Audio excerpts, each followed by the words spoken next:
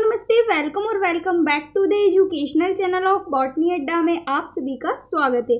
Guys, आज मैं आप लोगों को एक बहुत ही ज़्यादा इम्पॉर्टेंट टॉपिक जिसका नाम है ग्रंथि एवं हार्मोन यानी ग्लैंड्स एंड हार्मोन्स जो टॉपिक है इसको बिल्कुल बेसिक से लेके और एडवांस तक कवर कराने वाली हूँ। One of the most important topic है ये आप लोगों का।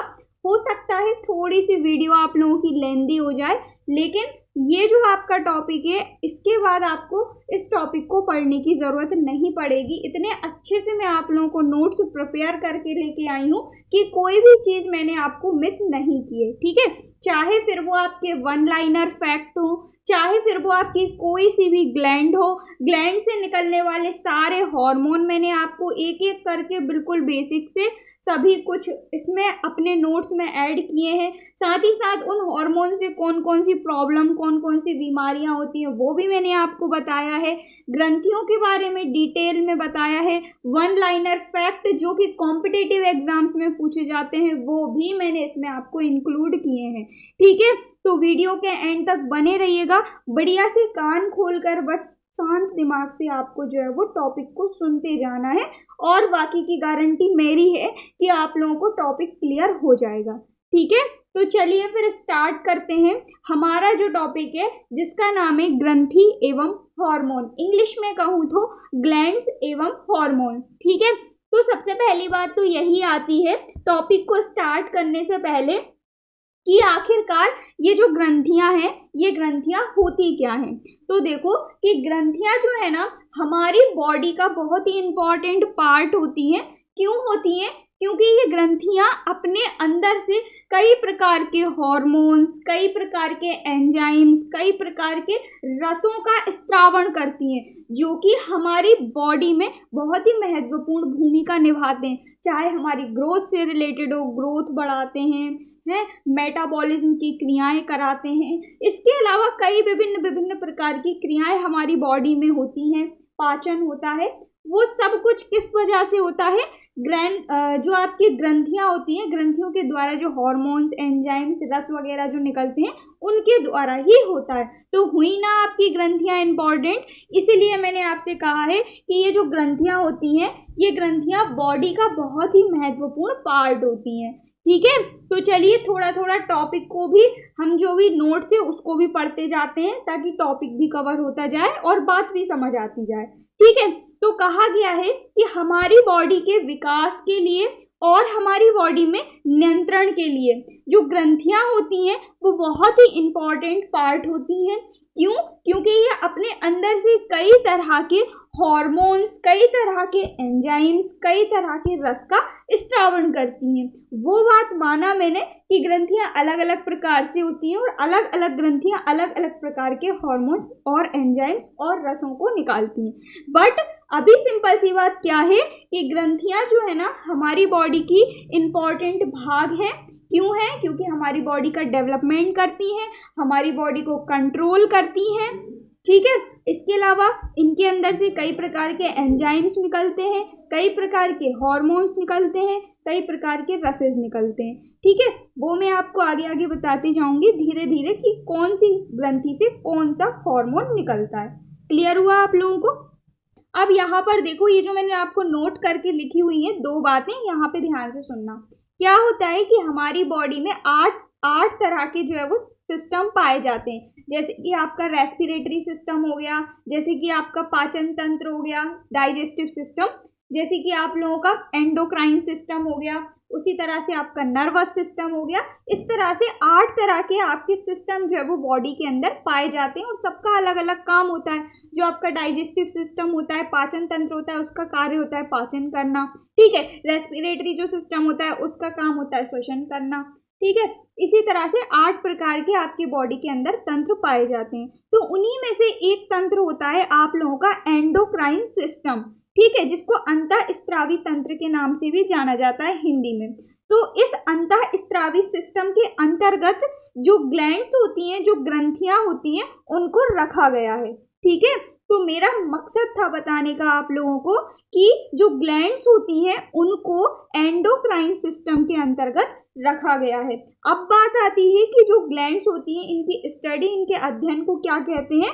तो जो ग्लैंड्स होती हैं इनके अध्ययन को एंडोक्रोनोलॉजी कहते हैं। ठीक है, दोनों ही बातें ध्यान से सुन लेना क्योंकि मल्टीपल चॉइस क्वेश्चन के रूप में पूछी जाती हैं। जो ग्लैंड्स होती हैं उन ग्लैंड्स को एंडोक्राइन सिस्टम के अंतर्गत रखा गया है और स्टडी ऑफ ग्लैंड्स यानी ग्लैंड्स का अध्ययन, ग्रंथियों के अध्ययन को एंडोक्रोनोलॉजी कहते हैं।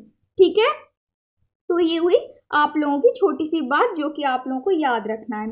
इसके बाद अब हम लोग देख लेते हैं टाइप्स ऑफ ग्लैंड्स यानी जो ग्रंथियां होती हैं उनके प्रकार कि आखिरकार ये जो भैया ग्रंथियां ये कितने प्रकार की होती हैं। तो देखो यहाँ पर काफी सारे स्टूडेंट्स को लगा होगा कि दो ही प्रकार, दो नहीं, मैं आपको 3 प्रकार बताऊंगी। ठीक है, ये जो आपका पहला है वो है बाह्य स्त्रावी ग्रंथि और दूसरा है अंतः स्त्रावी ग्रंथि। बाह्य स्त्रावी ग्रंथि को कहते हैं एक्सोक्राइन ग्लैंड और अंतः स्त्रावी ग्रंथि जो होती है इसको कहते हैं एंडोक्राइन ग्लैंड। ठीक है, और एक और थर्ड टाइप की ग्रंथि होती है जिसको कहते हैं मिक्स्ड ग्लैंड या फिर मिश्रित ग्रंथियां, जिसके अंतर्गत आपका पैनक्रियाज आता है, लीवर आता है और आपकी कुछ जो लैंगिक ग्रंथियां हैं वो आती हैं। ठीक है, तो मिक्स्ड ग्लैंड वो भी मैं आप लोगों को बताऊंगी। पहले ये जो 2 इंपॉर्टेंट हैं आप लोगों की एक्सोक्राइन और एंडोक्राइन, इनको समझ लो ध्यान से, ये जो है वो आपकी इंपॉर्टेंट है। ठीक है, तो जो एक्सोक्राइन ग्लैंड्स होती हैं सबसे पहली मोस्ट इंपॉर्टेंट बात कि इनके अंतर्गत डक्ट पाई जाती है, इनके अंतर्गत नली पाई जाती है। किसमें? एक्सोक्राइन ग्लैंड में। जबकि जो एंडोक्राइन ग्लैंड्स होती हैं इनके अंतर्गत डक्ट नहीं पाई जाती है। ठीक है, ये कॉमन सा अंतर भी आप समझ सकते हैं इन दोनों में। ठीक है, तो जो एक्सोक्राइन ग्लैंड होती है इसमें नली पाई जाती है, डक्ट पाई जाती है।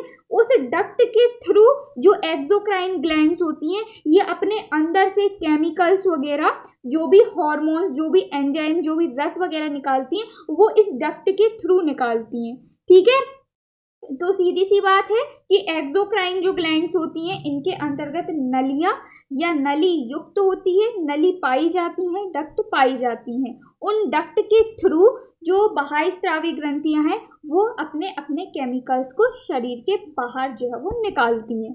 ठीक है, इसके बाद कहा गया है कि जो आपकी एक्सोक्राइन यानी बाह्य स्त्रावी ग्रंथियां होती हैं ये केमिकल्स के रूप में क्या निकालती हैं, तो ये केमिकल्स के रूप में एंजाइम्स और रस जो होते हैं, जूस जो होते हैं, उनको जो है वो रिलीज करती हैं। ठीक है, कौन? बाह्य स्त्रावी ग्रंथियां, एक्सोक्राइन ग्लैंड। ठीक है, एक्सोक्राइन ग्लैंड जो होती है उनमें नली पाई जाती है जिसके थ्रू वे अपने केमिकल्स को रिलीज करती हैं और केमिकल्स में भी वो जो है वो एंजाइम और रस को शरीर के बाहर नली के द्वारा निकालती हैं। ठीक है, अब बात आती है दीदी इनके जो है वो एग्जाम्पल भी तो बता दो कि कौन कौन सी बाह्य स्त्रावी ग्रंथि होती हैं जिनमें नली पाई जाती है। तो देखो, सबसे पहले आप लोगों की स्वेट ग्लैंड हुई, जो पसीने की ग्रंथियां होती हैं उन्हीं को कहते हैं स्वेट ग्लैंड।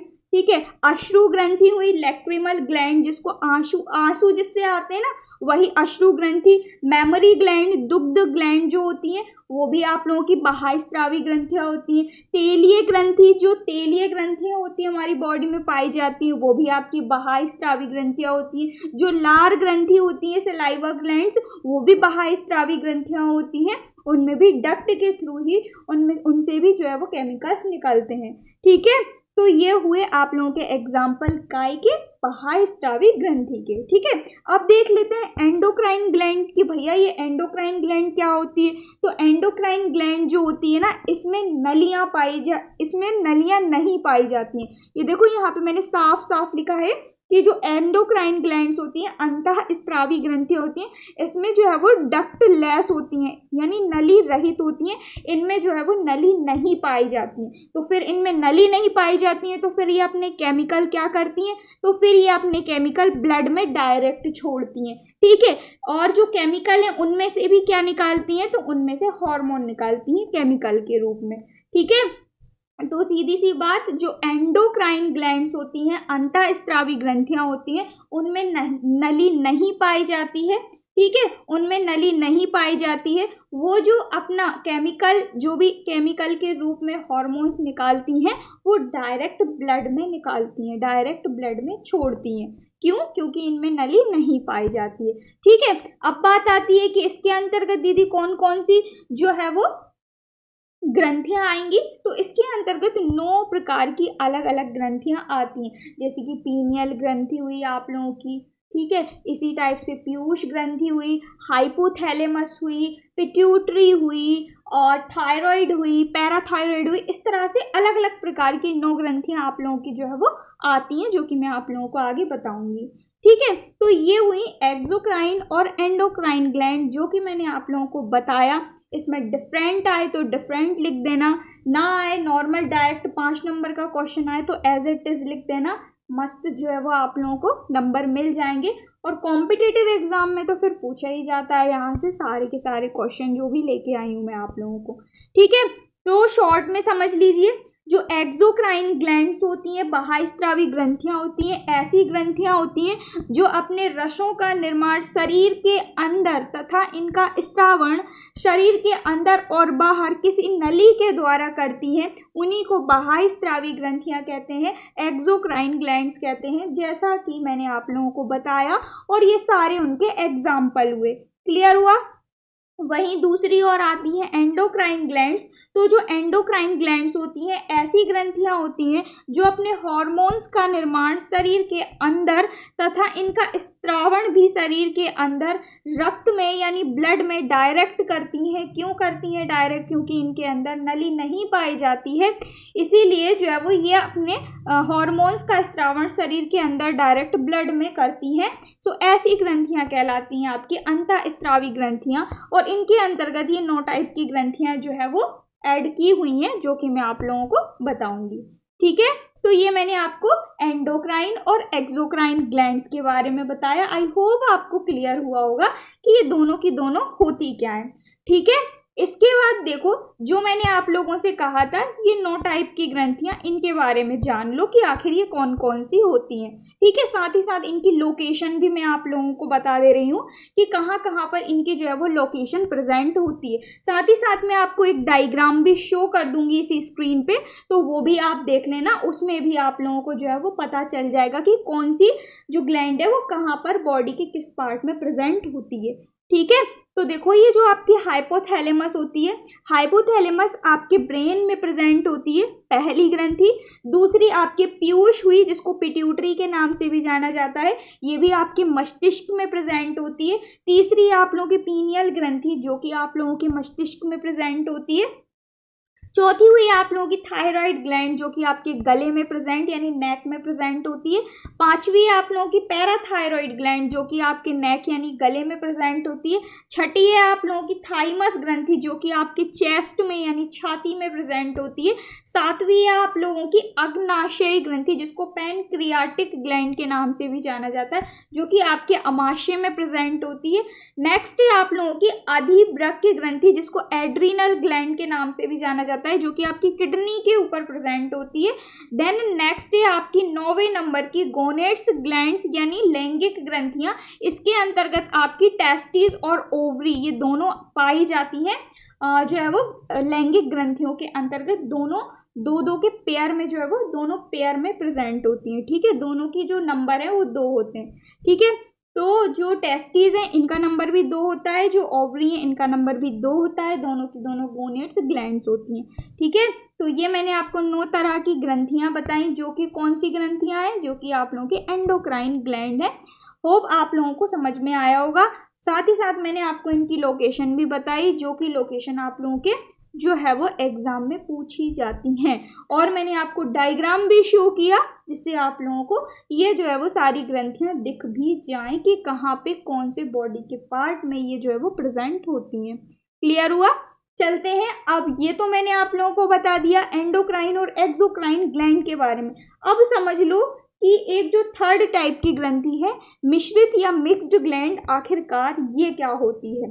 तो मिक्स्ड ग्लैंड जो होती है ना, ऐसी ग्रंथियां होती हैं जिनमें एक्सोक्राइन के भी कैरेक्टर प्रेजेंट होते हैं और जिनमें एंडोक्राइन के भी कैरेक्टर प्रेजेंट होते हैं। ऐसी ग्रंथियों को हम मिक्स्ड ग्लैंड कहते हैं, या ऐसी ग्रंथियों को हमने मिक्स्ड ग्लैंड के अंतर्गत रखा है। ठीक है, तो इसकी थ्योरी में लिखा हुआ है कि ऐसी ग्रंथियां प्रायः अंतःस्रावीय एवं बाह्यस्रावीय दोनों की तरह कार्य करती हैं, इसीलिए इन्हें मिश्र या मिश्रित ग्रंथियां कहते हैं। फॉर एग्जाम्पल अग्नाशय यानी पेनक्रिया हुआ आपका, लीवर यानी यकृत हुआ, और लैंगिक ग्रंथियां यानी गोनेड्स ग्लैंड हुई आप लोगों की। ठीक है, तो ये 3 प्रकार की ग्रंथियां आप लोगों की मिश्रित ग्रंथियों के अंतर्गत जो है वो रखी गई हैं। और ये जो यकृत है ना, यकृत अग्नाशय, ये काफ़ी बार पूछे गए हैं मल्टीपल चॉइस क्वेश्चन में। ठीक है, तो ध्यान रखना ये आपकी मिश्रित ग्रंथि के अंतर्गत आते हैं। ठीक है, तो ये मैंने आप लोगों को बताया। अब थोड़ा सा वन लाइनर फैक्ट समझ लीजिए जो कि यहाँ से इस टॉपिक से बनते हैं। कुछ भी नहीं छोड़ूंगी, जैसा कि मैंने आपसे कहा था पूरा टॉपिक क्लियर कराऊंगी, कुछ भी नहीं छोड़ूंगी। ठीक है, तो वन लाइनर जो 5 स्टार आप लोगों के फैक्ट है ना, वो भी थोड़ा सा ध्यान दे लो आप लोग, क्योंकि एग्जाम में आते हैं। सबसे पहला आपका क्वेश्चन डायरेक्ट पूछा जाता है कि सबसे बड़ी ग्रंथि कौन सी होती है हमारे शरीर की।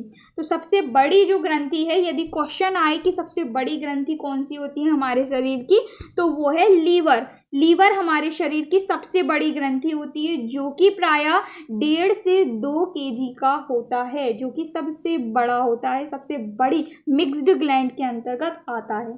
ठीक है, दूसरा पूछा जाता है कि सबसे बड़ा अंग कौन सा होता है, सबसे बड़ा ऑर्गन कौन सा होता है हमारी बॉडी का, तो वो है आप लोगों की स्किन यानी त्वचा, जो कि 7 kg की होती है, 7 किलो की होती है। ठीक है, नेक्स्ट है आप लोगों का सबसे लंबा अंग। हमारी बॉडी का सबसे लंबा अंग जो है वो छोटी आंत होती है, जो कि 6.5 से 7 मीटर लंबी होती है। नेक्स्ट है सबसे बड़ा आंतरिक अंग। सबसे बड़ा आंतरिक अंग पूछ लिया जाए तो वो भी आप लोगों का लीवर होता है, जो कि 1.5 से 2 kg के आसपास होता है। ठीक है, नेक्स्ट है सबसे बड़ी अंतःस्रावी ग्रंथि। तो हमारे शरीर की सबसे बड़ी अंतःस्रावी ग्रंथि थायराइड होती है, जो कि गले में प्रेजेंट होती है। अभी मैंने आपको लोकेशन बताई। नेक्स्ट है सबसे छोटी अंतःस्रावी ग्रंथि। सबसे छोटी अंतःस्रावी ग्रंथि में याद रखना पीनियल ग्रंथि होती है, जिसको थर्ड आई के नाम से भी जाना जाता है, जो कि मस्तिष्क में प्रेजेंट होती है। जस्ट मैंने आपको बताया, और बाकी डिटेल्ड भी बताऊंगी पीनियल ग्रंथि की भी। नेक्स्ट है दूसरी सबसे बड़ी अंतःस्रावी ग्रंथि। ठीक है, एक तो होता है सबसे बड़ी अंतःस्रावी ग्रंथि जो कि थायराइड थी, लेकिन दूसरी सबसे बड़ी अंतःस्रावी ग्रंथि जो कि आप लोगों की पीयूष या पिट्यूटरी। ठीक है, याद रखना और कंफ्यूज मत होना। नेक्स्ट है मास्टर ग्रंथि। तो मास्टर ग्रंथि भी आप लोगों की पीयूष या पिट्यूटरी होती है। नेक्स्ट है सुपर मास्टर ग्रंथि। कौन सी है? तो सुपर मास्टर ग्रंथि वो है आप लोगों की हाइपोथैलेमस। नेक्स्ट है मिश्रित ग्रंथियां, कि भैया मिश्रित ग्रंथियां कौन कौन सी होती हैं। सो मिश्रित ग्रंथियों के अंतर्गत मैंने आपको बताया था पेनक्रियास, लीवर और गोनेड्स ग्लैंड्स, यानी अग्नाशय, यकृत और लैंगिक ग्रंथियां। ये 3 जो ग्रंथियां हैं ये आप लोगों की मिश्रित ग्रंथियों के अंतर्गत आती हैं। ठीक है, तो वन लाइनर ये जो मैंने आपको 5 स्टार फैक्ट बताए हैं ना, इनको जरूर अच्छे से अपनी कॉपी में नोट कर लेना। बाकी इसका जो PDF वगैरह है ना, उसके लिए आप टेलीग्राम ज्वाइन कर लेना। डिस्क्रिप्शन में मैंने आपको लिंक दे दी है, वहाँ पर मैं आपको इसका PDF शेयर कर दूंगी। क्लियर हुआ? चलते हैं, अब हम समझ लेते हैं कि ये जो मैंने आपको 9 टाइप की ग्लैंड बताई थी एंडोक्राइन ग्लैंड, इनको एक एक करके समझ लेते हैं कि इनसे कौन कौन से हार्मोन रिलीज होते हैं, कौन कौन से हार्मोन्स के थ्रू क्या क्या होता है, कौन कौन सी बीमारियां होती हैं। अब हम एक एक करके ये जो 9 तरह की एंडोक्राइन ग्लैंड्स थी इनको समझ लेते हैं। ठीक है, तो सबसे पहली है आप लोगों की पीनियल ग्रंथि या पीनियल ग्लैंड। पीनियल ग्लैंड की लोकेशन, हमारी बॉडी में पीनियल ग्लैंड कहाँ प्रेजेंट होती है? सो हमारी बॉडी में पीनियल ग्लैंड जो है वो ब्रेन में यानी मस्तिष्क में प्रेजेंट होती है। मस्तिष्क में प्रेजेंट होने के कारण इसको थर्ड आई के नाम से भी जाना जाता है, या शीर्ष ग्रंथि यानी हेड ग्लैंड के नाम से भी जाना जाता है। ठीक है। नेक्स्ट है इसका शेप, पीनियल ग्रंथि का शेप पाइनएप्पल शेप की होती है और सबसे छोटी ग्रंथि हमारे मस्तिष्क की होती है, जैसा कि मैंने आपको वन लाइनर फैक्ट में बताया। नेक्स्ट मोस्ट इम्पॉर्टेंट बात कि ये जो पीनियल ग्रंथि होती है ये जैविक घड़ी के रूप में, बायोलॉजिकल क्लॉक के रूप में हमारी बॉडी में जो है वो काम करती है, ठीक है। जैविक धुन या जैविक घड़ी या बायोलॉजिकल क्लॉक के रूप में हमारी बॉडी में काम करती है। कौन? Pineal gland. क्लियर हुआ आप लोगों को? इसके बाद देख लेते हैं कि ये जो पीनियल ग्लैंड होती है इससे कौन कौन से हार्मोन रिलीज होते हैं। तो पीनियल ग्लैंड से मोस्ट इम्पॉर्टेंट दो हार्मोन रिलीज होते हैं, पहला है मेलाटोनिन और दूसरा है सेरोटोनिन, ठीक है। मेलाटोनिन हार्मोन और सेरोटोनिन हार्मोन, ये दोनों के दोनों हार्मोन काय से निकलते हैं? पीनियल ग्रंथि से निकलते हैं, डायरेक्ट पूछ लिया जाता है क्वेश्चन। इसके बाद ये जो मेलाटोनिन है, पहले मैं आपको मेलाटोनिन एक्सप्लेन कर देती हूँ, देन हम सेरोटोनिन पे चलेंगे, ठीक है। मेलाटोनिन जो हार्मोन होता है ना, इसको डार्क हार्मोन भी कहते हैं। डार्क हार्मोन क्यों कहते हैं? क्योंकि नाइट में जब हम सोते हैं ना तो मेलाटोनिन ही रिलीज होता है, जिसकी वजह से हम सो पाते हैं, ठीक है। तो रात को सोने में जो हार्मोन हमें मदद करता है वो है मेलाटोनिन, इसीलिए मेलाटोनिन को डार्क हार्मोन भी कहते हैं और 98% ये रात में ही निकलता है, ठीक है। इसके बाद यह जो हमारा मेलाटोनिन है ये हमारी दिनचर्या को भी कंट्रोल करता है, ठीक है। हमारी जो बॉडी क्लॉक होती है उसको भी कंट्रोल करता है, इसीलिए इसको जो है वो हम बायोलॉजिकल क्लॉक के नाम से भी जानते हैं, पीनियल ग्लैंड को। क्यों? क्योंकि इससे मेलाटोनिन निकलता है और मेलाटोनिन हमारी दिनचर्या को कंट्रोल करता है, हमारी बॉडी क्लॉक को कंट्रोल करता है, ठीक है। इसके अलावा ये हमारी नींद को भी कंट्रोल करता है।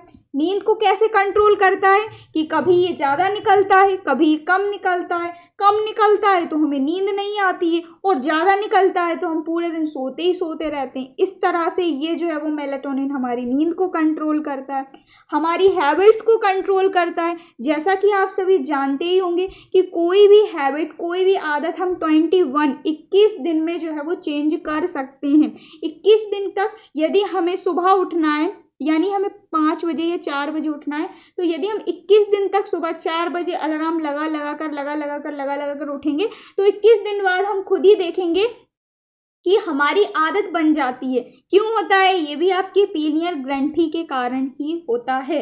हमारी जो हैबिट्स होती हैं उनको भी कंट्रोल करता है कौन? मेलाटोनिन। इसके अलावा अंधेरे में मेलाटोनिन ज़्यादा निकलता है, यानी नाइट में मेलाटोनिन ज़्यादा निकलता है। तभी तो जब हम लोग सोते हैं ना तो लाइट जो है वो बंद करके सोते हैं तो हमें जल्दी से नींद आ जाती है, ठीक है। जब हम लाइट को ऑन करके सोते हैं तो इतनी जल्दी नींद नहीं आती है। क्यों? क्योंकि रोशनी में मेलाटोनिन ज़्यादा नहीं निकलता है। वहीं जब हम लाइट बंद कर देते हैं, ऑफ कर देते हैं लाइट को, तो हमें फटाक से नींद आ जाती है। क्यों? क्योंकि जैसे ही लाइट हमने बंद की तो अंधेरे में मेलाटोनिन निकला और उसकी वजह से हमें नींद आ जाती है, ठीक है। तो ये है मेलाटोनिन का काम जो कि मैंने आपको समझाया। अब वहीं देख लेते हैं सेरोटोनिन। सेरोटोनिन भाई साहब क्या करते हैं? तो सेरोटोनिन हमारी बॉडी में मात्र 2% निकलता है। मेलाटोनिन कितना निकल रहा था? 98% निकल रहा था और सेरोटोनिन कितना निकल रहा है? मात्र 2% निकल रहा है। इसका काम क्या होता है? ये जो है वो फील गुड हार्मोन या हैप्पी हार्मोन के नाम से भी जाना जाता है। यानी सेरोटोनिन हमको खुश रखता है, सेरोटोनिन हमें खुशी का अनुभव कराता है, ठीक है। तो इसीलिए इसको हम हैप्पी हार्मोन या फील गुड हार्मोन के नाम से भी जानते हैं। वहीं एक और हार्मोन होता है आप लोगों का डोपामाइन, वो भी आपके ब्रेन से ही रिलीज होता है, वो भी फील गुड हार्मोन ही होता है, ठीक है। और ये जो सेरोटोनिन है जो कि पीनियल ग्लैंड से निकल रहा है, ये भी आप लोगों का फील गुड हार्मोन या हैप्पी हार्मोन होता है, ठीक है। तो ये मैंने आपको दो हार्मोन जो कि पीनियल ग्लैंड से निकलते हैं इनके बारे में डिटेल्ड में बताया। अब हम देख लेते हैं मेलाटोनिन और सेरोटोनिन यदि ना निकले या कम निकले या ज़्यादा निकले तो इनसे कोई दिक्कत होगी तो वो क्या होगी?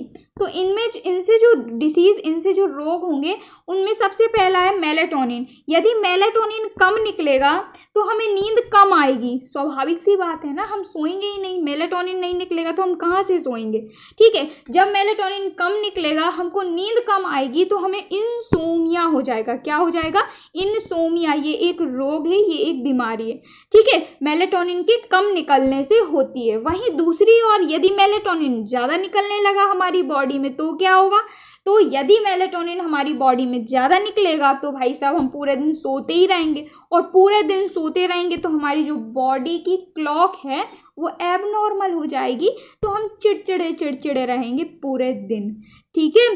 तो ये है मेलेटोनिन का काम। दूसरी ओर है सेरोटोनिन। तो सेरोटोनिन तो आप समझ ही लो, फील गुड हार्मोन है, हैप्पी हार्मोन है। नहीं निकला तो भाई गुस्से में रहेंगे पूरे दिन, और निकला तो हैप्पी तो फिर रहना ही है ना। तो ये हुई आप लोगों की पहली ग्रंथि कंप्लीट, जो कि है पीनियल ग्रंथि। और जितने अच्छे से मैंने आपको नोट्स अरेंज किए ना, आप ट्रस्ट नहीं करेंगे, बहुत मेहनत लगी है इनको एक एक वर्ड को अरेंज करने में, ठीक है। तो अच्छे से आप अपनी कॉपी में नोट ज़रूर कर लेना एक एक पॉइंट को, ठीक है। इसके बाद अब हम देखते हैं दूसरी ग्रंथि है हमारी थायराइड ग्रंथि, जिसको आबट्टू ग्रंथि के नाम से भी जाना जाता है, ठीक है। आबट्टू ग्रंथि या थायराइड ग्रंथि, ठीक है। लोकेशन यदि हम देखें इसकी तो ये हमारे गले में प्रेजेंट होती है, नेक में प्रेजेंट होती है। शेप की यदि हम बात करें तो एच शेप होती है, बटरफ्लाई शेप की ये जो है वो आपकी ग्रंथि होती है, कुछ इस टाइप से होती है, ठीक है, कुछ इस टाइप से होती है ये आप लोगों की एच शेप ग्रंथि, ठीक है, जो कि गले में प्रेजेंट होती है, इसीलिए इसको जो है वो बटरफ्लाई ग्लैंड के नाम से भी जाना जाता है। साथ ही ये आप लोगों की सबसे बड़ी अंतःस्रावी ग्रंथि होती है, कौन, थायराइड ग्रंथि, जैसा कि मैंने आपको वन लाइनर फैक्ट में बताया भी था, ठीक है। इसके बाद बात कर लेते हैं कि थायराइड ग्लैंड से कौन कौन से हार्मोन रिलीज होते हैं। तो थायराइड ग्लैंड से दो मोस्ट इंपॉर्टेंट हार्मोन रिलीज होते हैं, जिसमें सबसे पहला है आपका थायरॉक्सिन और दूसरा है कैल्सीटोनिन। ये जो कैल्सीटोनिन है इसको थायरोकैल्सीटोनिन के नाम से भी जाना जाता है, ठीक है। तो थायरॉक्सिन और कैल्सीटोनिन ये दो हार्मोन थायराइड ग्लैंड से निकलते हैं। पहले बात कर लेते हैं थायरॉक्सिन की कि आखिरकार ये थायरॉक्सिन होता क्या है। इसके फंक्शन यदि हम देखें तो थायरॉक्सिन जो है वो उपापचयी क्रियाओं को कंट्रोल करता है, हमारी बॉडी की जो उपापचयी क्रियाएं हैं उनको कंट्रोल करता है। अब बात आती है कि उपापचयी क्रियाएं क्या होती हैं। ध्यान से सुनना, ऐसी क्रियाएं जो हमारी बॉडी के लिए ज़रूरी होती हैं, इनके बिना हम जीवित नहीं रह सकते, जैसे श्वसन हो गया, जैसे पाचन हो गया, जैसे उत्सर्जन हो गया। ये सारी क्रियाएं क्या कहलाती हैं, ये सारी क्रियाएं उपापचयी क्रियाएं कहलाती हैं, जो कि हमारी बॉडी के लिए इम्पॉर्टेंट होती हैं। और थायरॉक्सिन हार्मोन इन्हीं उपापचयी क्रियाओं को कंट्रोल करता है, इनको मेंटेन करता है, इनको मैनेज करता है, ठीक है। दूसरा है कि थायरॉक्सिन जो हार्मोन है ये आयोडीन को भी कंट्रोल करता है। आयोडीन क्या करता है, आयोडीन हमारे ब्रेन का डेवलपमेंट करता है। जो छोटे छोटे बच्चे होते हैं ना, उनके लिए तो बहुत इंपॉर्टेंट होता है आयोडीन, उनका पूरा का पूरा ब्रेन का डेवलपमेंट करता है, मस्तिष्क का विकास करता है। और यदि आयोडीन की कमी हो जाती है ना तो बच्चे जो है वो मंदबुद्धि हो जाते हैं या मंदबुद्धि रह जाते हैं। यदि आयोडीन की कमी है बच्चे में या मम्मी में, किसी में भी, तो आयोडीन की कमी से मस्तिष्क पर डायरेक्ट प्रभाव पड़ता है। ये जो थायरॉक्सिन हार्मोन है ये आयोडीन को भी कंट्रोल करता है, ठीक है। इसके अलावा हमारे अंदर यदि आयोडीन की कमी हो जाती है तो हमें घेंगा रोग हो जाता है, ग्वाइटर, यदि आप लोगों ने सुना ही होगा तो, ठीक है। इसके बाद यदि हम देखें थायरॉक्सिन जो होता है इसको कंट्रोल कौन सा हार्मोन करता है, तो थायरॉक्सिन को जो हार्मोन कंट्रोल करता है वो है TSH हार्मोन। TSH हार्मोन जो होता है ये पीयूष ग्लैंड से निकलता है, जो कि थायराइड हार्मोन को कंट्रोल करता है, नियंत्रित करता है। और जो TSH हार्मोन होता है इसका फुल फॉर्म होता है थायराइड स्टिमुलेटिंग हार्मोन। क्या होता है, थायराइड स्टिमुलेटिंग हार्मोन, जो कि पीयूष ग्लैंड से निकलता है और थायरॉक्सिन को जो कि थायराइड से निकलता है इसको नियंत्रित करता है, ठीक है। तो ये पहला मैंने आपको बताया थायरॉक्सिन हार्मोन जो कि थायराइड ग्लैंड से निकलता है। अब दूसरा देख लेते हैं कैल्सीटोनिन। कैल्सीटोनिन को थायरोकैल्सीटोनिन के नाम से भी जाना जाता है। भाई साहब इसका काम क्या होता है? तो इसका काम होता है कि हमारा जो ब्लड होता है, ब्लड में जितना भी एक्स्ट्रा कैल्शियम होता है, उस एक्स्ट्रा कैल्शियम को कैल्सीटोनिन हड्डियों के पास तक ले जाता है और जिससे हड्डियां हमारी मजबूत हो जाती हैं। डबल से सुनना कि जो कैल्सीटोनिन होता है, कैल्सीटोनिन ये क्या करता है, हमारे ब्लड में एक्स्ट्रा कैल्शियम जब हो जाता है तो ये कैल्सीटोनिन एक्स्ट्रा कैल्शियम को उठाकर हड्डियों के पास ले जाता है और जिससे हमारी हड्डियां मजबूत होने लगती हैं। ठीक है, तो ये हुआ किसका काम? कैल्सीटोनिन का काम, या हम यूं कह सकते हैं कि थायरोकैल्सीटोनिन का काम। ठीक है, तो ये मैंने दोनों के दोनों आपको क्लियर किए, थायरोक्सिन और कैल्सीटोनिन। अब हम देख लेते हैं कि इनकी कमी वगैरह से या इनके ज़्यादा जब हो जाते हैं, ज़्यादा या कम जब ये हो जाते हैं हार्मोन, तो इनसे रोग कौन कौन से होते हैं। तो सबसे पहला आपका थायरोक्सिन ही देख लेते हैं। थायरोक्सिन, थायराइड जो हमारा जो गले से निकलता है ना, थायराइड जो ग्लैंड होती है वहाँ से निकलता है थायरोक्सिन। उसकी कमी या ज़्यादा जब वो हो जाता है तो उससे क्या होता है। ठीक है, तो देखो जब हमारा जो थायराइड ग्लैंड से निकलता है थायरोक्सिन, उसकी यदि कमी हो जाती है तो गोइटर हो जाता है, यानी घेंगा हो जाता है। और यदि आयोडीन ज़्यादा हो जाता है तब क्या होता है, एक्सोथैलेमिक गोइटर हो जाता है। ठीक है, वहीं दूसरी ओर जो आप लोगों का कैल्सीटोनिन था, ये कैल्सीटोनिन क्या करता है, ये कैल्सीटोनिन हमारे ब्लड में मौजूद एक्स्ट्रा कैल्शियम को हड्डियों के पास तक ले जाता है। अब सोचो यदि ब्लड में मौजूद एक्स्ट्रा कैल्शियम को यदि हड्डियों के पास ना जा पाए वो एक्स्ट्रा कैल्शियम और हमारे ब्लड में ही बना रहे, तब क्या होगा, तो तब हमको स्टोन यानी पथरी होने का खतरा रहता है। ठीक है, तो जब हमारे ब्लड में एक्स्ट्रा कैल्शियम हो जाता है जो कि हमारी हड्डियों तक नहीं पहुंच पाता है, उसी दौरान यदि हम पालक और टमाटर खाना स्टार्ट कर देते हैं तो उससे क्या होता है, कैल्शियम और पालक और टमाटर में प्रेजेंट होता है ऑक्जेलिक एसिड, ये दोनों जब मिलते हैं तो हमारा क्या बनता है, स्टोन यानी पथरी बनती है। ठीक है, तो क्लियर हुआ आप लोगों को कैल्सीटोनिन का काम और थायरोक्सिन का काम, दोनों के दोनों मैंने आपको बताए। यदि थायरोक्सिन से निकलने वाला जो थायराइड से निकलने वाला जो थायरोक्सिन है, जो कि आयोडीन को कंट्रोल करता है, आयोडीन की कमी हो जाती है तो घेंगा हो जाता है, और आयोडीन ज़्यादा हो जाता है तो एक्सोथैलेमिक घेंगा हो जाता है। वहीं दूसरी ओर कैल्सीटोनिन, अगर कैल्सीटोनिन कम ज़्यादा हुआ तो इससे हमें स्टोन होने का खतरा रहता है। ठीक है, तो ये हुई आप लोगों की थायराइड ग्रंथि से निकलने वाले दोनों हार्मोन की बात, और साथ ही साथ इन दोनों के जो भी रोग वगैरह हैं वो मैंने आपको बताए। ठीक है, अब चलते हैं हम थर्ड नंबर की ग्लैंड की तरफ, जो कि है हम लोगों की पैराथायरॉइड ग्रंथि। जो पैराथायरॉइड ग्रंथि होती है ये भी हमारे गले में प्रेजेंट होती है। यहाँ पर आप देख रहे हैं इसकी जो संख्या होती है वो 4 होती है। नंबर यदि हम देखें तो पैराथायरॉइड की जो संख्या है वो 4 होती है। यहाँ पर डॉट के रूप में जो आप देख रहे हैं वो पैराथायरॉइड ग्लैंड ही होती है। इसकी लोकेशन गले में होती है जैसा कि मैंने आपको बताया। साथ ही साथ जो पैराथायरॉइड ग्रंथि होती है इससे कौन सा हार्मोन निकलता है, सो इससे निकलता है आपका PTH हार्मोन, पैराथ्रोम्बिन हार्मोन या पैराथ्रोमोन हार्मोन। ठीक है, ये जो पैराथ्रोमोन हार्मोन है ये आपका कहाँ से निकलता है, पैराथायरॉइड से निकलता है, जिसको शॉर्ट में PTH के नाम से भी जाना जाता है।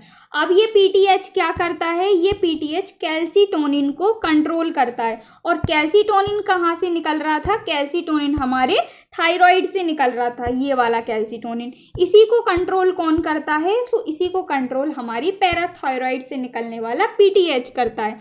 कैसे करता है, सो इसका काम क्या होता है, PTH का काम होता है कि एक्स्ट्रा बोन में जितना भी कैल्शियम होता है उसको वापस PTH ब्लड में छोड़ देता है। तो इस तरह से ये जो PTH है ये हमारे कैल्सीटोनिन को कंट्रोल कर लेता है। कैल्सीटोनिन का काम क्या था, कैल्सीटोनिन का काम था ब्लड में मौजूद एक्स्ट्रा कैल्शियम को हड्डियों तक ले जाना, हड्डियों को मजबूती प्रदान करने के लिए। वहीं दूसरी ओर पीटीएच का काम क्या है? पीटीएच का काम है एक्स्ट्रा मौजूद बोन में जितना भी कैल्शियम होता है उसको वापस रक्त में ले जाता है। कौन? पीटीएच। ठीक है, तो इस तरह से जो पीटीएच होता है वो कैल्सिटोनिन को कंट्रोल कर लेता है। इसी तरह से हम देखें कि पीटीएच के कम ज़्यादा होने से क्या होता है। तो पीटीएच यदि कम हुआ तो हमारे ब्लड में कैल्शियम कम हो जाएगा। ठीक है, और यदि हमारे ब्लड में कैल्शियम कम हुआ तो हमें एक रोग हो जाता है जिसका नाम है टिटेनी। और इस टिटेनी से मांसपेशियां जो होती हैं, मसल्स जो होती हैं हम लोगों की, वो वाइब्रेशन करने लगती हैं, कंपन करने लगती हैं। तो कैसे होगा ये? जब पीटीएच कम हो जाएगा तो हमारे ब्लड में कैल्शियम भी कम हो जाएगा, जिससे हमें टिटेनी हो जाता है। और टिटेनी में हमारी जो मसल्स हैं वो वाइब्रेशन करने लगती हैं, कंपन करने लगती हैं। ठीक है, इसके बाद दूसरी ओर है यदि पीटीएच ज़्यादा हो जाए। तो यदि पीटीएच ज़्यादा हो जाता है तो हमारे ब्लड में कैल्शियम बढ़ जाता है। वहीं मैंने आपसे कहा था कि जब ब्लड में कैल्शियम बढ़ जाएगा, पालक टमाटर हम खाने लगेंगे तो हमें क्या होगा? पथरी हो जाएगा। तो इस तरह से ये पीटीएच काम करता है। ठीक है, तो ये हुआ थर्ड नंबर की आपकी पैराथायरॉइड ग्लैंड, जो कि गले में प्रेजेंट होती है। इसकी नंबर 4 होते हैं। ठीक है, अब चलते हैं नेक्स्ट ग्लैंड की तरफ, जो कि आप लोगों की थाइमस ग्रंथि, जो कि हमारी चेस्ट में प्रेजेंट होती है। दोनों जो हमारे फेफड़े होते हैं, फेफड़ों के बीच में पाई जाती है हमारी थाइमस ग्रंथि। बात करते हैं यदि हम थाइमस ग्रंथि से निकलने वाले हार्मोन की, तो थाइमस ग्रंथि से 2 प्रकार के हार्मोन निकलते हैं। सबसे पहला थाइमोसिन और दूसरा है थाइमोलिन। दोनों के दोनों जो हार्मोन है ये हमें इम्यूनिटी प्रोवाइड करते हैं, प्रतिरोधक क्षमता प्रोवाइड करते हैं। यदि मैं बात करूं एक बहुत इंपॉर्टेंट फैक्ट की थाइमस ग्रंथि के, तो ये है वो फैक्ट, 10 से 19 साल के जब हम लोग होते हैं तब ये थाइमस ग्रंथि हमारी बॉडी में सबसे ज़्यादा एक्टिव होती है। यानी 10 से 19 साल के जब हम लोग होते हैं तो उस समय हमारी बॉडी में काफ़ी भर भर के प्रतिरोधक क्षमता बन रही होती है। क्यों? क्योंकि उस समय थाइमस ग्रंथि सबसे ज़्यादा एक्टिव होती है। ठीक है, यदि हम बात करें थाइमोसिन और थाइमोलिन कम हो जाए तो क्या होगा? तो यदि थाइमोसिन और थाइमोलिन दोनों के दोनों हार्मोन जो कि थाइमस ग्रंथि से निकल रहे थे, यदि ये कम हो गए तो हमें जो है वो इम्यूनिटी कम मिलेगी। और इम्यूनिटी यदि हमें कम मिली या कम बनी तो हम बार बार बीमार पड़ जाएंगे, बार बार बीमार होने लगेंगे। ठीक है, वहीं दूसरी ओर यदि थाइमोसिन और थाइमोलिन ज़्यादा हो गए तो इससे इम्यूनिटी ज़्यादा बनने लगती है, और इम्यूनिटी ज़्यादा बनने लगती है तो हमें एंटीबॉडी भी ज़्यादा बनने लगती हैं, और एंटीबॉडी ज़्यादा बनने लगती हैं तो तरह तरह की बीमारियां भी होने लगती हैं, कैंसर जैसा आपने सुना ही होगा। ठीक है, तो ये मैंने आपको बताया थाइमस ग्रंथि। थाइमस ग्रंथि दोनों फेफड़ों के बीच में होती है। 2 हार्मोन निकलते हैं, थाइमोसिन थाइमोलिन, दोनों के दोनों प्रतिरोधक क्षमता प्रदान करते हैं। 10 से 19 साल की एज में सबसे ज़्यादा एक्टिव होती है। ठीक है, इसके बाद चलते हैं अब हम नेक्स्ट ग्रंथि की तरफ। 5th नंबर की ग्लैंड है आप लोगों की अधिवृक्क ग्रंथि। तो ये जो अधिवृक्क ग्रंथि होती है इसकी लोकेशन यदि हम देखें तो ये किडनी के ऊपर होती है।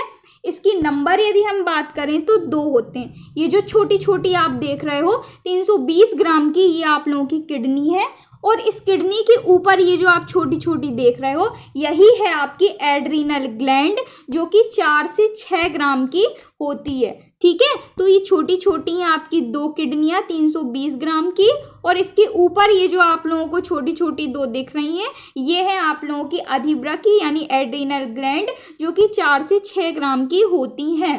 किडनी के ऊपर जस्ट ये प्रेजेंट होती हैं। अब यहाँ पर ध्यान देना, ये है, ये जो मैंने है ना आप लोगों को अलग से ले आई हूँ इस ग्रंथि को। अब ये जो ग्रंथि होती है इसका ये जो बाहर वाला भाग आप लोग देख रहे हैं, जिसको मैं सर्कल से डार्क, जिसको मैं कलर से डार्क करती जा रही हूँ इस सर्कल को, इसका ये जो बाहर वाला आपका पार्ट है, इस बाहर वाले पार्ट को कहते हैं कॉर्टेक्स, और साथ ही साथ ये जो अंदर वाला पार्ट है इसका, इस अंदर वाले पार्ट को कहते हैं मेड्यूला। ठीक है, तो यही मैंने आप लोगों को लिखा हुआ है कि बाहर वाला जो पार्ट होता है एड्रीनल ग्लैंड का उसको कॉर्टेक्स कहते हैं और ये जो अंदर वाला भाग है इसको मेड्यूला कहते हैं। ठीक है, कॉर्टेक्स से अलग प्रकार के हार्मोन निकलते हैं और मेड्यूला से अलग प्रकार के हार्मोन निकलते हैं। तो इससे पहले हमको ये जानना ज़रूरी होता है कि कॉर्टेक्स क्या होता है और मेड्यूला क्या होता है, तभी तो हम बता पाएंगे कि किससे कौन सा हार्मोन निकल रहा था। तो आई होप आपको क्लियर हुआ होगा। ये है आप लोगों की अधिवृक्क ग्रंथि, इसका जो बाहर वाला भाग है यहाँ से निकल, इसको कहते हैं कॉर्टेक्स और ये जो अंदर वाला भाग है इसको कहते हैं मेड्यूला। ठीक है, अब ये जो आपकी अधिवृक्क ग्रंथि होती है इसके बहुत सारे नाम होते हैं जहाँ से आपको कंफ्यूज किया जाता है। जैसे कि इसके अलग अलग नामों में सबसे पहले अधिवृक्क ग्रंथि को लाइफ सेविंग ग्लैंड के नाम से जाना जाता है, डू और डाई ग्लैंड के नाम से जाना जाता है, करो या मरो ग्रंथि के नाम से जाना जाता है, 4S ग्लैंड के नाम से जाना जाता है, फियर फाइट फ्लाइट अर्थात 3F की ग्लैंड के नाम से जाना जाता है, आपातकाल ग्रंथि अर्थात इमरजेंसी ग्लैंड के नाम से जाना जाता है। ठीक है, तो ये अलग अलग नाम जो मैंने आपको बताए ये सब एड्रीनल ग्लैंड के ही थे। ठीक है, अब हम देख लेते हैं इससे निकलने वाले हार्मोन। जैसा कि मैंने आपसे कहा था कॉर्टेक्स और मेड्यूला दोनों से अलग अलग प्रकार के हार्मोन निकलते हैं। तो सबसे पहले हम मेड्यूला के हार्मोन देख लेते हैं, देन कॉर्टेक्स के देखेंगे। तो जो मेड्यूला होता है, मेड्यूला क्या होता है, अंदर वाला भाग होता है, जैसा कि मैंने आपको बताया था अंदर वाला भाग होता है मेड्यूला। ठीक है, तो अंदर वाला भाग जो मेड्यूला होता है इससे मात्र 20 से 25% हार्मोन निकलते हैं। कौन कौन से, सबसे पहला है एड्रीनलिन और दूसरा है नॉन एड्रीनलिन। दोनों के दोनों हार्मोन आपातकाल में निकलते हैं। आपातकाल यानी जब हम डरते हैं, मान लो कि हम किसी झूले, वो जो नाव वाला झूला होता है उस नाव वाले झूले में जब हम ऊपर गए तब तो कुछ नहीं है, जब हम नीचे आते हैं ना तो उसमें बहुत भयंकर डर लगता है। ठीक है, ये जो मानो आप ये जो नाव वाला झूला है इसमें जब हम ऊपर की तरफ जाते हैं ना तब तो कुछ नहीं होता, लेकिन वहीं ऊपर से जब नीचे की तरफ आते हैं ना तो हमें भयंकर डर लगता है। तो उस भयंकर डर के दौरान जब हार्मोन निकलता है तो वो आपके एड्रीनलिन और नॉन एड्रीनलिन हार्मोन ही होते हैं। मान लो हम कहीं घूमने गए और अचानक से हमारे सामने एक बड़ा सा लॉयन, बड़ा सा शेर आ गया, तो हम उस शेर को देखकर जब डरेंगे ना तो उस दौरान हमारा एड्रीनलिन और नॉन एड्रीनलिन हार्मोन ही निकलता है जो कि हमें अनुभव कराता है डर का। ठीक है, तो इसी कारण फियर, फ्लाइट और फाइट 3F के नाम से जाना जाता है एड्रीनल ग्लैंड को। ऊंचाई से बहुत सारे लोगों को डर लगता है, तब भी यही हार्मोन निकलता है। जब लड़ाई हो रही होती है तो उससे काफ़ी सारे लोग डरते हैं, झूले से काफ़ी सारे लोग डरते हैं, किसी भी चीज़ के रैंडम दिख जाने से, जैसे लॉयन दिख गया, टाइगर दिख गया, कॉकरोच दिख गया, छिपकली दिख गई, काफ़ी सारे लोग अलग अलग टाइप से डरते हैं। तो तब आपको एड्रीनलिन और नॉन एड्रीनलिन ये दो हार्मोन हमारी बॉडी से निकलते हैं जिस वजह से हमें डर का अनुभव होता है, और इसी कारण से इसको 3F के नाम से, फियर, फ्लाइट और फाइट 3F के नाम से एड्रीनल ग्लैंड को जाना जाता है। ठीक है, तो मेड्यूला के हार्मोन मैंने आपको बताए। अब रहा कॉर्टेक्स। कॉर्टेक्स हमारा बाहर वाला पार्ट था। कॉर्टेक्स से 75 से 80% हार्मोन्स निकलते हैं। सबसे पहला कॉर्टेक्स से निकलने वाला हार्मोन है कॉर्टिजोल हार्मोन, और ये जो कॉर्टिजोल हार्मोन है ये हमारे शुगर को और स्ट्रेस को, यानी शर्करा, ब्लड में मौजूद जो शर्करा होती है उसको, और तनाव यानी स्ट्रेस के समय जो है वो निकलता है। ठीक है, दूसरा है aldosterone hormone. Aldosterone hormone salt और वाटर को, नमक को और पानी को हमारी बॉडी में कंट्रोल करता है। थर्ड नंबर का है सेक्सुअल हार्मोन। हमारी बॉडी से कुछ सेक्सुअल हार्मोन भी निकलते हैं जो कि कॉर्टेक्स के थ्रू भी निकलते हैं। ठीक है, तो कॉर्टेक्स से निकलने वाले हार्मोन थे कॉर्टिजोल, एल्डोस्टेरोन और कुछ सेक्सुअल हार्मोन जो कि 75 से 80% निकलते हैं। ठीक है, अब हम डिसीज देख लेते हैं कि इनमें कम ज़्यादा हो गए ये हार्मोन तो क्या दिक्कत होगी। तो पहला समझो कॉर्टिजोल। कॉर्टिजोल, यदि हमारी बॉडी में कॉर्टिजोल कम हो गया तो हमारी बॉडी में शुगर कम हो जाएगा, और शुगर कम और कॉर्टिजोल कम हुआ तो इसको कहते हैं हाइपोग्लाइसेमिया। ठीक है, हाइपोग्लाइसेमिया एक रोग होता है। वहीं दूसरी और, यदि कॉर्टिजोल ज़्यादा हो गया तो हमारी बॉडी में शुगर भी ज़्यादा हो जाता है, जिसे कहते हैं डायबिटीज़ या मधुमेह। कॉर्टिजोल ज़्यादा हो जाएगा तो शुगर ज़्यादा हो जाएगा, और शुगर ज़्यादा हो जाएगा तो हमें डायबिटीज़ हो जाती है। ठीक है, वहीं दूसरी ओर एल्डोस्टेरॉन। एल्डोस्टेरॉन पानी को और नमक को कंट्रोल कर रहा था हमारी बॉडी में। जब एल्डोस्टेरॉन ज़्यादा हो जाता है तो सॉल्ट यानी नमक ज़्यादा हो जाता है, जिससे हाई बीपी हो जाता है और ब्रेन हेमरेज हो जाता है। दोनों की दोनों प्रॉब्लम है आप लोगों की। ठीक है, वहीं यदि एल्डोस्टेरॉन कम हो गया तो लो बीपी हो जाता है, डिहाइड्रेशन हो जाता है और एडिशन रोग हो जाता है। ठीक है, तो ये डिसीज मैंने आप लोगों को बताई, काय से रिलेटेड है, एड्रिनल ग्लैंड से निकलने वाले हॉर्मोन्स से रिलेटेड हैं। आई होप आपको समझ में आई होंगी। अब ये जो मैं आप लोगों को पीयूष ग्रंथि बताने जा रही हूँ ना, ये पीयूष ग्रंथि है आप लोगों की वेरी वेरी वेरी इंपॉर्टेंट। क्यों है वेरी वेरी वेरी इंपॉर्टेंट? क्योंकि इससे 8 से 9 प्रकार के हार्मोन निकलते हैं और सभी के अलग अलग अलग अलग काम होते हैं और सभी भाई भयंकर ही होती हैं। ठीक है, तो 8 से 9 प्रकार के जितने भी हार्मोन निकलते हैं ना पीयूष ग्लैंड से, सबसे ज़्यादा हार्मोन यहीं से निकलते हैं। उन सब को एक एक करके एक्सप्लेन करूंगी। ठीक है, तो अब ध्यान से सुनते जाना। हम देखने जा रहे हैं पिट्यूटरी ग्लैंड या पीयूष ग्रंथि। तो जो पीयूष ग्रंथि होती है, इसकी जो लोकेशन होती है वो ब्रेन में होती है, मस्तिष्क में होती है। ठीक है, वन लाइनर फैक्ट में बताया था। दूसरी ओर इसका जो शेप होता है वो मटर के शेप में होती है, अर्थात मटर का जो शेप होता है उसी टाइप से पीयूष ग्लैंड होती है।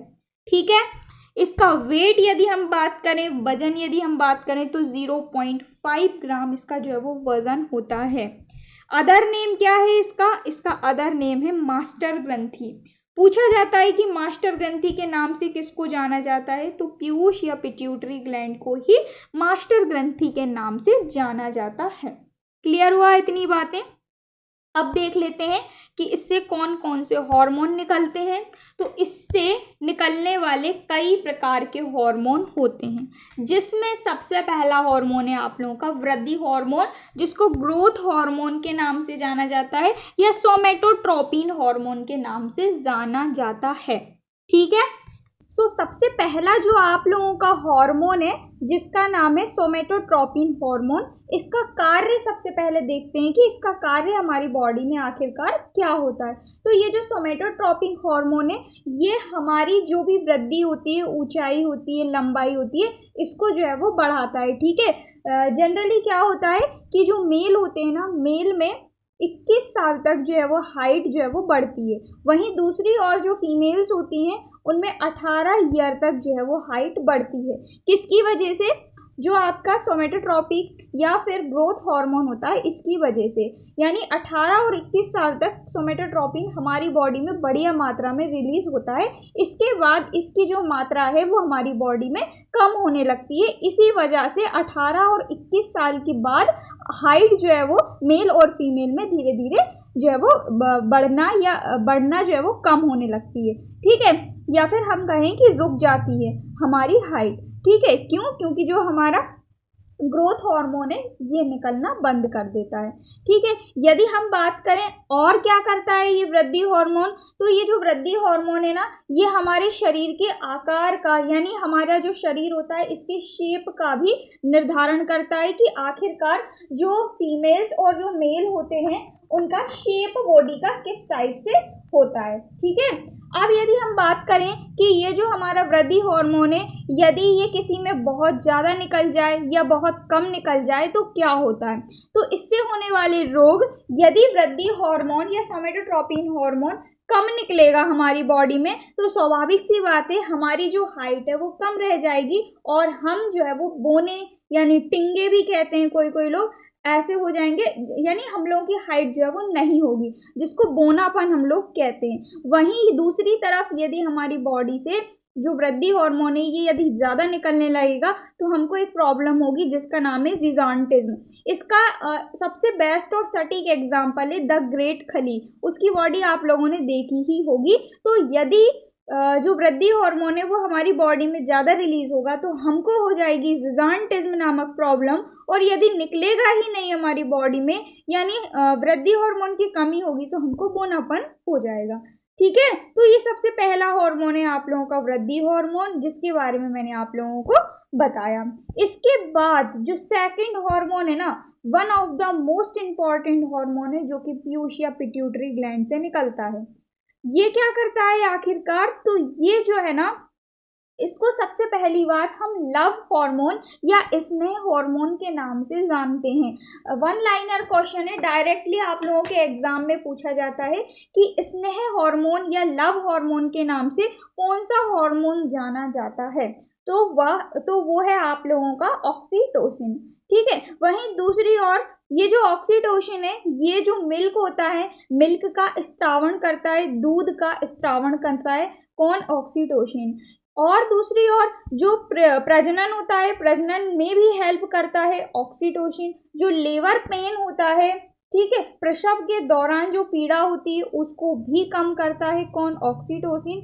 इसी वजह से इसको बर्थ हार्मोन के नाम से भी जाना जाता है। तो इतनी बात याद रखिएगा। इसके अलावा एक एक्स्ट्रा पॉइंट भी बता देती हूँ, जो गर्भाशय होता है, गर्भाशय में होने वाले संकुचन और गर्भाशय की जो ग्रीवा होती है उसके विस्तार को भी उत्तेजित करता है कौन, ऑक्सीटोसिन। ठीक है, यदि हम बात करें ऑक्सीटोसिन के निर्माण की, तो ऑक्सीटोसिन का निर्माण जो है वो होता है हाइपोथैलेमस में, याद रखना, वेरी वेरी वेरी इंपॉर्टेंट है। और जो ऑक्सीटोसिन का निर्माण तो हाइपोथैलेमस में होता है, लेकिन ऑक्सीटोसिन का जो स्त्रावण है वो पीयूष या पिट्यूटरी ग्लैंड से होता है। ठीक है, ऑक्सीटोसिन का निर्माण होता है हाइपोथैलेमस में और ऑक्सीटोसिन का स्त्रावण होता है पीयूष या पिट्यूटरी ग्रंथि में। क्लियर हुआ इतनी बातें आप लोगों को, जो कि थी आप लोगों की ऑक्सीटोसिन हार्मोन से रिलेटेड। इसके बाद जो थर्ड हार्मोन है वो है आप लोगों का प्रोलैक्टिन हार्मोन। और ये जो आप लोगों का प्रोलैक्टिन हार्मोन है इसका क्या काम होता है, तो इसका काम होता है दूध का निर्माण करना, दूध यानी मिल्क का फॉर्मेशन करना। किसका काम होता है, प्रोलैक्टिन हार्मोन का काम होता है। वहीं दूसरी ओर दुग्ध का स्त्रावण करना किसका काम होता है, तो वो जो है वो ऑक्सीटोसिन का होता है। और दुग्ध का निर्माण करना वो होता है प्रोलैक्टिन हार्मोन का। ठीक है, बहुत ही इंपॉर्टेंट बातें मैं आपको बिल्कुल लेकर आई हूँ, तो ध्यान रखना। इसके अलावा और भी हार्मोन है जो कि आप लोगों की पीयूष या पिट्यूटरी ग्लैंड से निकलते हैं, जिसमें है एडीएच हार्मोन। एडीएच हार्मोन क्या करता है, तो सबसे पहली बात एडीएच हार्मोन की फुल फॉर्म ही पूछी जाती है जो कि होती है एंटी ड्यूरेटिक हार्मोन। एडीएच की फुल फॉर्म क्या होती है, एंटी ड्यूरेटिक हार्मोन। इसको एक और नाम से जाना जाता है जिसका नाम है वैसोप्रीन, वैसोप्रीन हार्मोन। कैसा, वैसोप्रीन हार्मोन के नाम से एडीएच हार्मोन को भी जाना जाता है। ये करता क्या है, इसका कार्य क्या होता है हमारी बॉडी में, तो ये जो है वो जल, यूरिया और यूरिन यानी मूत्र, इन तीनों चीज़ों को क्या करता है, कंट्रोल करता है। हमारी बॉडी के अंदर वाटर को, यूरिया को और यूरिन को, इन तीनों चीज़ों को कंट्रोल करता है कौन, एडीएच हार्मोन। याद रखना, इंपॉर्टेंट हार्मोन है इसलिए बताया मैंने आप लोगों को। नेक्स्ट हार्मोन है आप लोगों का एफएसएच हार्मोन। एफएसएच हार्मोन की फुल फॉर्म क्या होती है, follicle stimulating hormone. Follicle stimulating hormone क्या करता है, तो सबसे पहली बात, ये जो फॉलिकल स्टिमुलेटिंग हार्मोन है जो पिट्यूटरी ग्लैंड होती है, पिट्यूटरी ग्लैंड के अग्रभाग से निकलता है कौन, फॉलिकल स्टिमुलेटिंग हार्मोन। ठीक है, अब बात करें कि इसका काम क्या होता है, तो इसका काम होता है एग सेल या ओवम का निर्माण करना। सीधी सी बात है, ओवम का फॉर्मेशन इसका जो है वो कार्य होता है किसका, एफएसएच हार्मोन का। ठीक है, हमारे ब्रेन में प्रेजेंट होती है पीयूष ग्रंथि और पीयूष ग्रंथि से निकलता है एफएसएच हार्मोन जो क्या करता है, जो ओवम का निर्माण करता है या एग सेल का निर्माण करता है। क्लियर हुआ आप लोगों को। इसके बाद नेक्स्ट हार्मोन है आप लोगों का TSH hormone, thyroid stimulating hormone. Thyroid stimulating hormone जो होता है वो थायरोक्सिन हार्मोन के जस्ट अपोजिट हार्मोन होता है। यानी जब आपका थायराइड स्टिमुलेटिंग हार्मोन कम होगा तो थायरोक्सिन हार्मोन ज़्यादा हो जाता है, और थायरोक्सिन हार्मोन कम होता है तो TSH यानी थायरोक्सिन स्टिमुलेटिंग हार्मोन ज़्यादा हो जाता है। ठीक है, तो एक कम होता है तो दूसरा ज़्यादा हो जाता है, दूसरा ज़्यादा होता है तो एक कम हो जाता है। ठीक है, तो अपोजिट एक दूसरे के काम करते हैं, एक दूसरे को नियंत्रित करने का काम करते हैं। कौन? TSH hormone. TSH hormone basically thyroxine hormone को कंट्रोल करता है। ठीक है, इसके बाद नेक्स्ट हार्मोन है आप लोगों का MSH hormone, melanocyte stimulating hormone. Melanocyte stimulating hormone का काम क्या होता है, आखिरकार ये करता क्या है? तो जो मेलेनोसाइट स्टिमुलेटिंग हार्मोन होता है ये हमारी बॉडी में स्पेसिफिक बॉडी के जो पार्ट्स होते हैं उनमें कलर को डिफाइन करता है। जैसे कि हमारी आँखों का कलर निर्धारित करता है, हमारी त्वचा यानी स्किन का कलर निर्धारित करता है, हमारे हेयर्स जो होते हैं, बाल जो होते हैं, इनका कलर निर्धारित करता है। कौन? मेलेनिन। मेलेनिन कहाँ से निकलता है? MSH से निकलता है, और MSH कहाँ से निकलता है? पीयूष ग्रंथि से निकलता है। ठीक है, यदि मेलेनिन ज़्यादा हो जाता है तो हम जो है वो काले हो जाते हैं, डार्क हो जाते हैं। यदि मेलेनिन कम होता है तो हम गोरे यानी फेयर होते हैं। ठीक है, इसके अलावा मेलेनिन क्या करता है? इसके अलावा मेलेनिन हम लोगों को UV रेज से बचाता है। ठीक है, UV रेज से बचाता है यानी हमें कैंसर से भी बचाता है। कौन? MSH hormone. ठीक है, MSH हार्मोन से कौन निकलता है? मेलेनिन निकलता है, और मेलेनिन के ये सारे फंक्शन मैंने आप लोगों को बता ही दिए हैं। इसके अलावा स्किन कैंसर से भी हम लोगों को बचाता है, जो कि मैंने आप लोगों को जस्ट बताया। ठीक है, इसके बाद नेक्स्ट हार्मोन है आप लोगों का LH हार्मोन, जो कि लास्ट हार्मोन है पीयूष या पिट्यूटरी ग्लैंड से निकलने वाला। LH हार्मोन का फुल फॉर्म होता है ल्यूटिनाइजिंग हार्मोन। ल्यूटिनाइजिंग हार्मोन ये क्या करता है? तो ये जो हार्मोन होता है ना, ये आप लोगों का प्रोजेस्टेरॉन हार्मोन के निर्माण में मदद करता है। Very very very important point है, डायरेक्ट एग्जाम में पूछा जाता है कि प्रोजेस्टेरॉन हार्मोन का निर्माण कौन करता है, तो वो होता है आपका ल्यूटिनाइजिंग हार्मोन। इसके अलावा ओवुलेशन की प्रक्रिया आपने सुनी ही होगी, ओवरी से अंडे का बाहर निकलना कहलाता है ओवुलेशन, और इस ओवुलेशन की प्रोसेस को कौन कराता है? LH हार्मोन कराता है। ठीक है, तो ये दो इम्पॉर्टेंट इसके जो है वो फंक्शन याद रखिएगा आप लोग LH हार्मोन के। साथ ही साथ ये 8 प्रकार के हार्मोन मैंने आप लोगों को बताए हैं, जो कि किससे रिलेटेड हैं? जो कि आपके पीयूष या पिट्यूटरी ग्लैंड से रिलेटेड है। आशा करती हूँ आप लोगों को समझ में आए होंगे। सबसे पहला ग्रोथ हार्मोन था, जो कि हमारी बॉडी में ग्रोथ का निर्धारण करता है, हमारी बॉडी में ग्रोथ को बढ़ाता है। इसके बाद दूसरा जो हार्मोन है वो था ऑक्सीटोसिन, जिसको लव हार्मोन के नाम से भी जाना जाता है और वर्थ हार्मोन के नाम से भी जाना जाता है।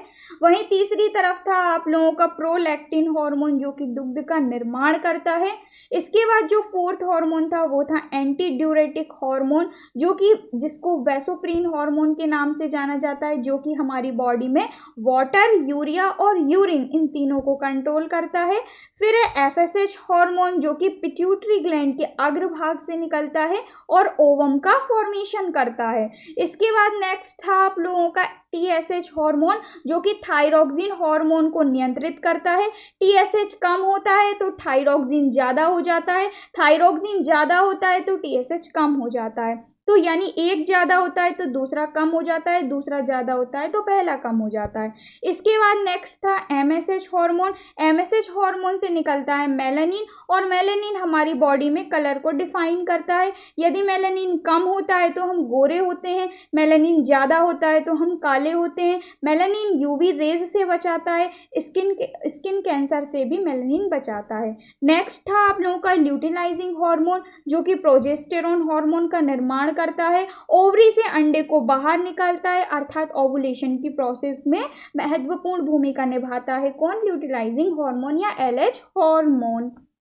तो इतना आशा करती हूँ आप लोगों को क्लियर हुआ होगा, जो कि मैंने आप लोगों को डबल से भी बता दिया है। ठीक है, इसके बाद नेक्स्ट है आप लोगों की जो कि है आप लोगों की हाइपोथैलेमस ग्रंथि। और ये जो हाइपोथैलेमस ग्रंथि है ये है आप लोगों की 7वें नंबर की ग्रंथि, जो कि हमारी बॉडी में बहुत ही इंपॉर्टेंट होती है। लोकेशन की यदि हम इसकी बात करें तो ये हमारे ब्रेन में, मस्तिष्क में प्रेजेंट होती है। इसको सुपर मास्टर ग्रंथि के नाम से भी जाना जाता है। सुपर मास्टर ग्रंथि 1 लाइनर क्वेश्चन है, डायरेक्ट एग्जाम में बनता है कि सुपर मास्टर ग्रंथि के नाम से किस ग्रंथि को जाना जाता है, तो वो है हाइपोथैलेमस ग्रंथि। नेक्स्ट है आप लोगों की मानव शरीर के आंतरिक टेम्परेचर को भी कंट्रोल करती है, कौन? हाइपोथैलेमस ग्रंथि। पीयूष ग्रंथि को भी कंट्रोल करती है, इसीलिए इसको सुपर मास्टर ग्रंथि कहते हैं। पीयूष ग्रंथि को मास्टर ग्रंथि कहते हैं। हाइपोथैलेमस पीयूष को भी नियंत्रित करती है, इसीलिए इसको सुपर मास्टर कहते हैं। भूख प्यास जैसी फीलिंग्स को, भावनाओं को कंट्रोल करती है। फीलिंग्स जहां पर वर्ड दिख जाए तो समझ जाना हाइपोथैलेमस की बात हो रही है, ठीक है। तो फीलिंग्स यानी भूख और प्यास को कंट्रोल करती है, भूख प्यास जैसी फीलिंग्स को कंट्रोल करती है हाइपोथैलेमस। इसके अलावा डोपामाइन को नियंत्रित करती है। डोपामाइन हमारे मस्तिष्क से निकलता है और डोपामाइन को कंट्रोल यानी नियंत्रित कौन करती है? हाइपोथैलेमस करती है। डोपामाइन क्या होता है? तो डोपामाइन भी एक हार्मोन ही होता है जो कि हमारे ब्रेन से निकलता है, जो कि हमें फील गुड कराता है या हैप्पी हार्मोन के नाम से जाना जाता है। यदि डोपामाइन की कमी होती है तो एक रोग याद रखना जिसका नाम है पार्किंसन रोग। पार्किंसन रोग हमको डोपामाइन की कमी से ही हो जाता है, जिससे हमको शौक आने लगते हैं, ठीक है। तो ये सारी बातें आप इंपॉर्टेंट बातें याद रखिएगा जो कि आप लोगों की काय से रिलेटेड है? हाइपोथैलेमस से रिलेटेड हैं। इसके बाद अब हम लोग चलते हैं अग्नाशय ग्रंथि, जो कि नेक्स्ट ग्लैंड है आप लोगों की, और इसको इंग्लिश में कहा जाता है पेनक्रियाज ग्लैंड। ये जो आप लोगों की पेनक्रियाज ग्लैंड होती है, अग्नाशय ग्रंथि होती है, जैसा कि मैंने आपको इसके बारे में बताया, ये आपकी एक टाइप से मिक्स्ड ग्लैंड होती है। मैंने आपको बताया था ना, लीवर हुआ, अग्नाशय हुआ और गोनेड्स ग्लैंड हुई, ये तीनों की तीनों आप लोगों की कैसी ग्रंथियां होती हैं? ये तीनों की तीनों आप लोगों की मिश्रित यानी मिक्स्ड ग्लैंड होती हैं। बताया था मैंने आप लोगों को 1 लाइनर फैक्ट में जस्ट ऊपर ही, तो आप लोगों को आशा करती हूँ क्लियर हुआ ही होगा, ठीक है। तो मिक्स्ड ग्लैंड के अंतर्गत आती है, अर्थात अंतःस्रावी और बाह्यस्रावी दोनों की तरह कार्य करती है आप लोगों की मिक्स्ड ग्लैंड, जो कि जिसमें कि एक है आप लोगों की अग्नाशय ग्रंथि, ठीक है। यदि हम इसकी जो है वो लोकेशन की बात करें तो इसकी जो लोकेशन होती है वो एब्डोमिनल कैविटी अर्थात उदर गुहा में इसकी जो है वो लोकेशन होती है। इसकी नेचर की यदि हम बात करें तो वही मिक्स्ड ग्लैंड होती है, मिश्रित ग्रंथि होती है, कौन? पेनक्रियाज आप लोगों की, ठीक है। इसके अलावा नेक्स्ट जो अग्नाशय होता है, यह अग्नाशय जो ग्रंथि होती है, इससे 3 तरह की कोशिकाओं से हार्मोन अलग अलग निकलते हैं, ठीक है। जिसमें कि सबसे पहली है आपकी लैंगरहैंस की अल्फा कोशिका। जो लैंगरहैंस की अल्फा कोशिका होती है, सबसे पहली बात तो हम इसकी खोज देख लेते हैं कि इसकी खोज आखिरकार किसने की थी। तो इसकी जो खोज है लैंगरहैंस की अल्फा कोशिकाओं की खोज वो किम्बॉल और मुरलिन ने की थी, ठीक है। इसके बाद यदि हम बात करें कि लैंगरहैंस की अल्फा कोशिकाओं से कौन सा हार्मोन निकलता है, तो वो है आप लोगों का glucagon hormone. Glucagon hormone Langerhans की अल्फा कोशिकाओं से निकलता है। वहीं दूसरी ओर है आप लोगों की लैंगरहैंस की बीटा कोशिका। बीटा कोशिका की खोज बेंटिंग एंड बेस्ट ने की थी, और ये जो बीटा कोशिकाएं होती हैं इससे इंसुलिन हार्मोन निकलता है, ठीक है। वहीं तीसरी कोशिकाएं हैं आप लोगों की गामा कोशिका या लैंगरहैंस की गामा कोशिका। इनकी खोज जो की थी ना, किसी एक स्पेसिफिक इंसान ने नहीं की थी, एक पूरा का पूरा ग्रुप था, उस पूरे के पूरे ग्रुप ने मिलकर लैंगरहैंस की गामा कोशिकाओं की खोज की थी, ठीक है। और इनसे जो हार्मोन निकलता है वो होता है आप लोगों का सोमेटोस्टेटिन हार्मोन। सोमेटोस्टेटिन हार्मोन जो कि लैंगरहैंस की गामा कोशिकाओं से निकलता है। अल्फा कोशिकाओं से निकलता है ग्लूकागन, बीटा कोशिकाओं से निकलता है इंसुलिन, गामा कोशिकाओं से निकलता है सोमेटोस्टेटिन हार्मोन, ठीक है। तो ये जो 3 कोशिकाएं हैं और उन कोशिकाओं से निकलने वाले हार्मोन जो कि मैंने आप लोगों को बता दिए हैं, और कोशिकाएं अग्नाशयी ग्रंथि से रिलेटेड कोशिकाएं हैं, ठीक है। इसके बाद अब हम ये जो मैंने आप लोगों को हार्मोन बताए इनके फंक्शन भी बता देती हूँ फटाफट। तो जो इंसुलिन होता है जो कि बीटा कोशिका से निकलता है लैंगरहैंस की, वो क्या करता है, हमारे ब्लड में जितना भी एक्स्ट्रा शुगर होता है उसको कन्वर्ट कर देता है फैट में यानी वसा में। ठीक है, तो इंसुलिन का काम क्या होता है, हमारे ब्लड में मौजूद एक्स्ट्रा शुगर को फैट में या अर्थात वसा में कन्वर्ट कर देता है। ठीक है, वहीं दूसरी ओर ग्लूकागन हार्मोन जो कि लैंगरहैंस की अल्फा कोशिकाओं से निकल रहा था, वो क्या करता है, तो इंसुलिन के जस्ट अपोजिट कार्य करता है ग्लूकागन हार्मोन। एक्स्ट्रा जितना भी फैट होता है हमारे ब्लड में उसको कन्वर्ट कर देता है शुगर में। ठीक है, इंसुलिन क्या कर रहा था, एक्स्ट्रा शुगर को फैट में कन्वर्ट कर रहा था, वहीं ग्लूकागन एक्स्ट्रा फैट को शुगर में कन्वर्ट कर रहा है। ठीक है, एक दूसरे के अपोजिट कार्य कर रहे हैं। वहीं थर्ड जो कि गामा कोशिकाओं से निकलता है सोमेटोस्टेटिन हार्मोन, ये बेसल मेटाबॉलिज्म रेट को कंट्रोल करता है। किसको कंट्रोल करता है, बेसल मेटाबॉलिज्म रेट जो होती है आप लोगों की उसको कंट्रोल करता है, अर्थात BMR को कंट्रोल करता है। बात आती है कि BMR क्या होता है, तो आप लोगों की जो उपापचयी क्रियाएं होती हैं जो कि मैंने आप लोगों को बताई, उपापचयी क्रियाएं ऐसी क्रियाएं होती हैं जो कि हमारी बॉडी के लिए आवश्यक होती हैं, इनके बिना हमारा और हमारी बॉडी का जीवित रहना मुश्किल होता है। ठीक है, जैसे श्वसन हो गई, पाचन हो गई, ठीक है, एक्सक्रिएशन हो गई, ये सारी क्रियाएं यदि हमारी बॉडी में नहीं होंगी तो हम जीवित रह ही नहीं सकते, पॉसिबल ही नहीं है। तो ऐसी क्रियाएं बेसल मेटाबॉलिज्म रेट अर्थात BMR अर्थात उपापचयी क्रियाओं को कौन कंट्रोल करता है, सोमेटोस्टेटिन हार्मोन करता है। इसके अलावा मैंने आप लोगों को थायराइड ग्लैंड से निकलने वाला एक हार्मोन बताया था जिसका नाम था थायरॉक्सिन हार्मोन। थायरॉक्सिन हार्मोन भी उपापचयी क्रियाओं को कंट्रोल करता है। लैंगरहैंस की जो गामा कोशिकाएं हैं इनसे निकलता है सोमेटोस्टेटिन हार्मोन, ये भी बेसल मेटाबॉलिज्म रेट अर्थात BMR अर्थात उपापचयी क्रियाओं को कंट्रोल करता है। तो जितना डेप्थ में मैं आप लोगों को पढ़ा रही हूँ ना, क्वेश्चन आप लोगों के कभी भी आउट नहीं जाएंगे। ठीक है, बस ध्यान से सुनते जाना और नोट करते जाना एक एक बात को। बात करते हैं इंसुलिन की। इंसुलिन का काम था एक्स्ट्रा शुगर को फैट में कन्वर्ट कर देना।